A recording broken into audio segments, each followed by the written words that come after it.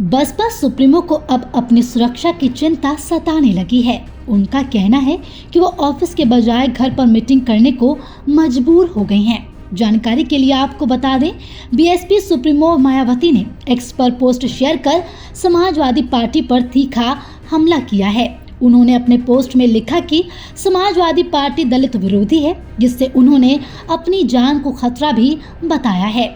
मायावती ने अपने social media account x पर कई पोस्ट शेयर किए और कहा, सपा अति पिछड़ों के साथ साथ जबरदस्त दलित विरोधी पार्टी भी है। हालांकि बीएसपी ने पिछले लोकसभा आम चुनाव में सपा से गठबंधन करके इनके दलित विरोधी चाल, चरित्र और चेहरे को थोड़ा बदलने का प्रयास किया, लेकिन चुनाव खत्म होने के बाद ही सपा पुनः अपने दलित विरोधी जातिवाद एजेंडे पर आ गई। इतना ही नहीं, मायावती ने आगे कहा, और अब सपा मुखिया जिससे भी गठबंधन की बात करते हैं, उनकी पहली शर्त बसपा से दूरी बनाए रखने की होती है। बसपा सुप्रीमो ने एक के बाद एक पोस्ट शेयर कर सपा पे निशाना साधा।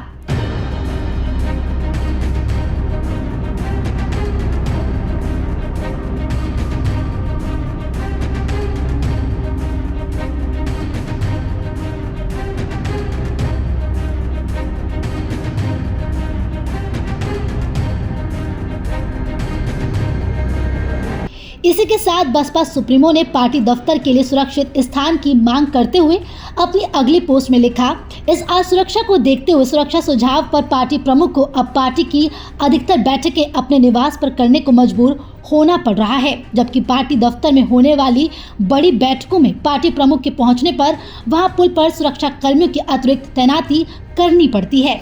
ऐसे हालात में बीएसपी यूपी सरकार से वर्तमान पार्टी प्रदेश कार्यालय के स्थान पर दूसरी जगह सुरक्षित स्थान पर व्यवस्था करने का भी विशेष अनुरोध करती है, वरना फिर यहाँ कभी भी कोई अनहोनी हो सकती है।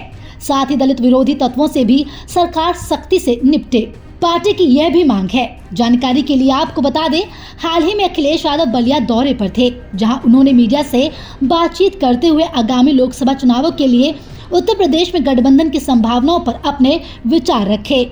बसपा अध्यक्ष मायावती को इंडिया ब्लॉक में शामिल करने के सवाल पर सपा मुखिया अखिलेश यादव ने तंज भरे लहजे में कहा कि उसके बाद 2024 लोकसभा चुनाव में भरोसा आप दिलाओगे। बात भरोसे की है, अगर वो आती है तो आप में से कौन भरोसा दिलाएगा। बता दें कि 2019 के लोकसभा चुनावों में सपा और बसपा ने उत्तर प्रदेश में गठबंधन किया था। इस महागठबंधन में आरएलडी भी शामिल थी। बसपा ने 10 सीटें जीती थी, जबकि सपा के खाते में 5 सीटें ही आई थी। आरएलडी कोई सीट नहीं जीत सकी थी।